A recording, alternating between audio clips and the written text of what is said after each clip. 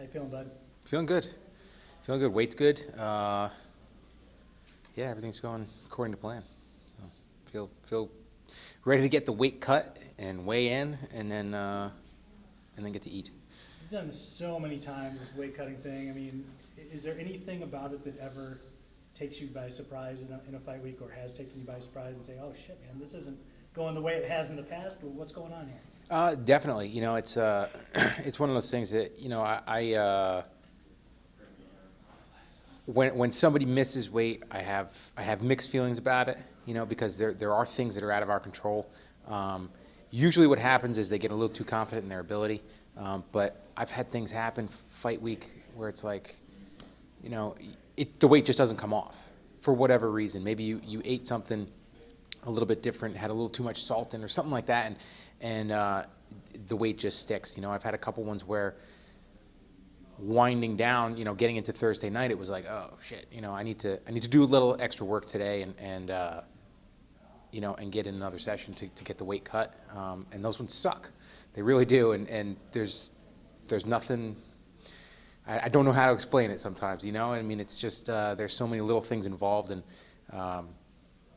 you got to control what you can control, and that's really just the effort that you put into it and the attitude that you approach it with. So it sucks. It really does. It's part of that game. Who know that it sucks, and you just put your head down and do your job and you deal with it. And there are probably guys who are like, 20%, what am I going to do?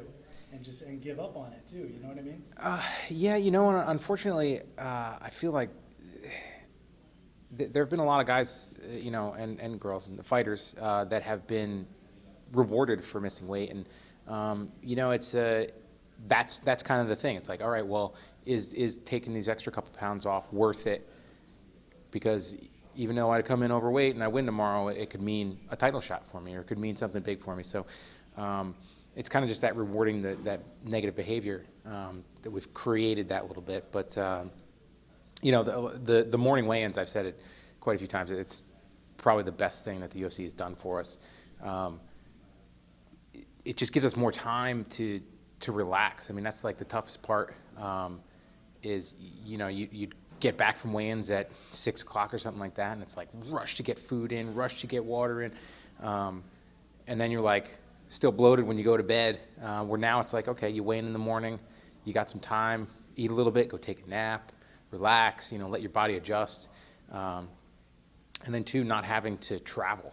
I mean, that was the worst thing. Is I've been on buses on weight. You're stuck in traffic for 45 minutes. It's horrible. Being able to just come downstairs, sometimes you got to deal with the commission before you get on the scale, which sucks. But at least it's better than the traveling part. And, I mean, last time I was in Milwaukee, weigh-ins were outside. So that was pretty shitty. I felt like one of those starving kids over in Africa. I got gnats and stuff flying in my eyes. I couldn't move. I couldn't swipe them away. It was miserable. It was absolutely miserable. What do you think of when you have guys like Dan Hooker on this card you fought, and Thiago Santos, and this Anthony Rocco moving up in weight and finding much more success? Mm-hmm. Are you ever like, maybe I should give that a try now? I have thought about it.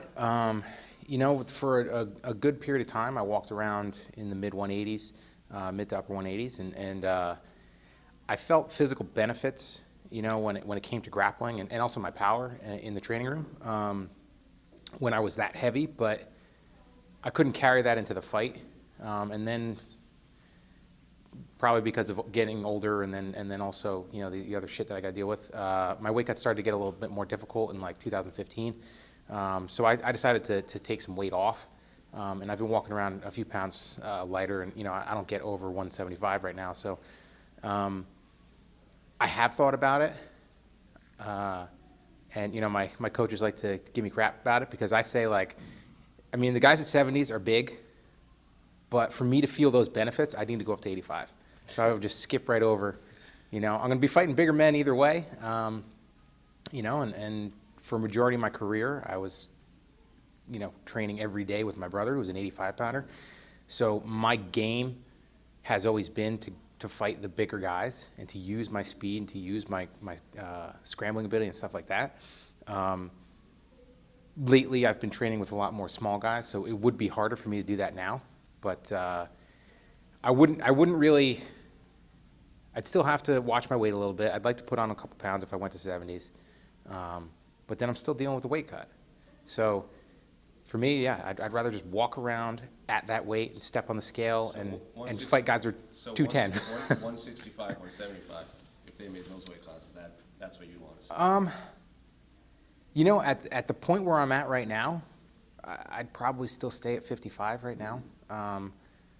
You know, I mean, that's why I've ruled out going to 45, just because I would have to walk around at about 160, and that would take a long time for me to get there, to remove the muscle and to really like slim down. But you know, I'd like to see hydration tests, honestly. If you're talking about fighter safety and our ability to perform, you know, even if they throw in extra weight class and they move 70s up to 75, you're still going to get guys that are cutting. Right. And then for that opportunity to have, you know, be fighting in 2 weight classes, potentially be champ in 2 weight classes, you're going to see even more jumping around between the weight classes, I think, in that span between 55 and 85. So when you say hydration tests, like hydration tests during the week, or like when they get off the plane, or throughout the year? Yeah. I mean, you know, we've got USADA coming to our door, you know, a couple times a year, and for some guys, like every other week. They test your hydration level anyway. Right. You know, they throw it on the refractor, and it's a very simple test. And I mean, yeah, to send somebody out just to see how hydrated you are and step you on a scale, is it worth it? But you know, I think for our safety and like I said, performance-wise, to be able to fight at the weight you're walking around at all the time, and to force you to do that, because even for me to just say, okay, well, I'm going to go to 170s, it's a difficult decision to make. You know, I'm 5'8", you know, so. And George was 5'10". Yeah, you know, I mean, granted, you got guys like Gastelum fighting at 85, and he's one of the shorter guys, and I mean, it's and DC at heavyweight. I mean, it's not a terrible thing, but it's a tough decision to make. He asked if certain aspects of weight cutting still surprise you. What about the entire overall sport? I mean, you've been there, done that. You've had more UFC fights than anybody. But MMA as a whole, like, do you still get surprised by some things? Yeah, I mean, things are always changing, and I mean, when it comes to fighting, I mean, it's exciting for me because you never know what's going to happen in the fight. You know, it's that's why I fight, is because there's that unknown. You know, it's not like a football game, it's not like a baseball game, basketball, where you've got this certain amount of time that's going to happen, and oh well, they're ahead, they're going to lose. I mean, you look at some of the recent fights we've had where we had these amazing comebacks in the last second. That's what's exciting to me as a fan and as an athlete. All the stuff outside, I try to, you know, there's money involved and stuff like that. So like I don't know. I'm not surprised by any of it, really. That 30 fights in the UFC, what does that mean to you? Is that an important record for you? I mean, it is. You know, it does mean something. And I don't think that there are many fighters that are, you know, coming into the UFC and have come into the UFC in the last, you know, couple years that are going to come near that mark, honestly. I see that fighters are being a lot more, I guess, strategic in the way that they're taking fights. Recklessness has always been kind of one of my strengths. So if I get the opportunity to fight and I know that I can make weight, then I fight. So it is pretty cool, and you know, Burt Watson always used to say it's harder to stay here than it is to get here, and that sure as hell is the truth, you know. So do you see fighters like Cowboys kind of like right behind Mm-hmm. you? He takes a fight, and you're like, oh, I got to take another fight, stay ahead of him. you know, not really. I mean, it's not like something that I need to hang my hat on that. I mean, it's not a competition. Yeah, it's not. Honestly, it's not. And I mean, he's been you know, extremely just willing to fight. Like, I mean, he's been very active. So, he caught me. He caught me, and he's right there behind me. There are a couple guys that are right there behind me that fight at a decent pace. And, I feel like I could have fought a couple more times in that time. But, I got held off for some of the cars that were around the New York, New Jersey area. So, it's just, it's cool to be there. Like, I think that's going to be a very small group that get past 30. So, yeah, it's something that I'm proud of. Yeah. But as long as you're there, do you ever sit back and go, yeah, 40 wouldn't be bad either. 40 would be legendary. You know what? I see 30. I'm going to take it in small steps, right? How do you eat an elephant, one bite at a time? So, I'm gonna take the small steps, and we'll look at 35. Speaking of eating, are you fighting at the perfect time of year to get this out of the way, and then you have the holidays coming up, and you can do you a little bit more and not have to worry about it, like as opposed to fighting it on the last show of the year when? Yeah. I've done that twice now. Fighting right after Christmas and stuff like that. I mean, for me, it's not. Thanksgiving's my favorite day of the year. My family, we love to cook, and I'm the worst cook in my family, and I'm not that bad, but my family blows me out of the water. So it's like, it's an event, Thanksgiving, and when everybody's around. But for me also, growing up a wrestler, Thanksgiving meant the last day of, not being in wrestling season. So it's always been something that's like, okay, well, I can eat, and I'm eating good food. It's not like we're eating garbage, but you just have some self-control, and it's always been okay for me. Fighting at the end of the year,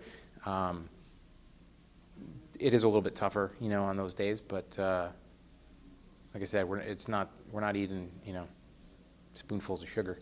So, but yeah, it'll be nice to be able to, relax with family and hopefully come off a good win and have a good holidays. Have you considered how much longer you got left in the sport? Is that something that you even thought about? Totally. I'm a professional fighter. There's a difference between fighting professionally and being a professional fighter. I pay my bills by fighting.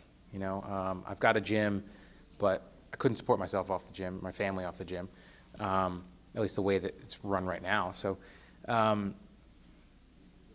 this is how I pay my bills. So, and the thing is any misstep, step on a cord, hurt my knee. That's the nature of the beast. So I've been trying to develop, what's next. I haven't quite found it yet. But there's also that aspect of like, if you need that, you need to pay those bills, like once fighting is over, then that's when I'm going to find it. But, I've been testing the waters and trying to figure that out. But who knows? We'll see. Like I've said in the past, I was very close to stepping away. But I kind of got my physical things sorted out. And, we'll see how long I got in. I don't know. I want my last fight. I want to know that it's my last fight. I want to go into the octagon knowing that that's the last time I'm going to step in there. So, I don't know if I could just, come off a bad performance and walk away at that point. Fought Charles Oliveira 8 years ago. Mm-hmm. Is that too far away to take anything from that fight and use it in this fight? You're familiar with him, but is that long ago enough that this is a brand new fight? Totally. It was 8 years ago. We're both professional athletes. We've both improved. We've both gotten 8 years older. When I fought him, he was a young man. He was, early 20s. So it's a different fight. It really is, and you can't go by something like that. I'd love to be able to sit here and say that, well, I knee-barred him in 2 minutes the first time, I'm going to do it again. And that might get some clicks, and that might get some, you guys might take that and use that as a headline, but You said it. yeah, I did say it. I did say it, but it's 8 years. It's 8 years. Somebody that's been in the UFC for that long. And he's gone on to, he has the submissions record now, doesn't he? Yeah. Yeah, I think so. Let's see. Twice. You Yep. submitted the guy who went on to hold the submissions Mm-hmm. record. I mean, that's crazy, right? That's the way it goes, man. That's the sport, you know. But yeah, it's a totally different fight, and you know, like I said, he's improved, I've improved. We'll see how it goes Saturday night. How do you think it plays out? Like, where are you better than him in 2018? I still think I have an advantage on the ground. I think that I've improved more in my striking since the last time we fought, and I feel that I'm going to be the stronger, more physical fighter in there like I was last time. So I like this fight. He's dangerous, but who isn't? So you know, it's one of those fights where I have to be on. I have to be, you know, careful in what I do. I can't get reckless in there. But I think if I play to my strengths, which if I play to my strengths, I'll beat anybody. You know, I'll have a good night. What do you think of, this is the last Fox card? I mean, you fought Nate on Native and UFC on Fox. I feel like you've been on FS1 a bunch of times. I fought on the first Fox card. The first Fox card? Yeah, you did actually. Yeah. So what do you think of the Fox era in UFC? How's it going to be remembered?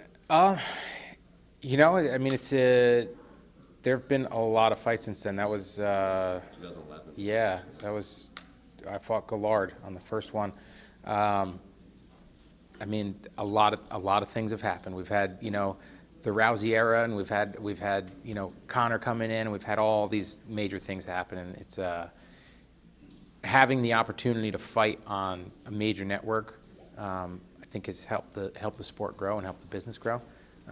So I mean, I think it's definitely one of those parts in the UFC's history that's going to, you know, leave a mark.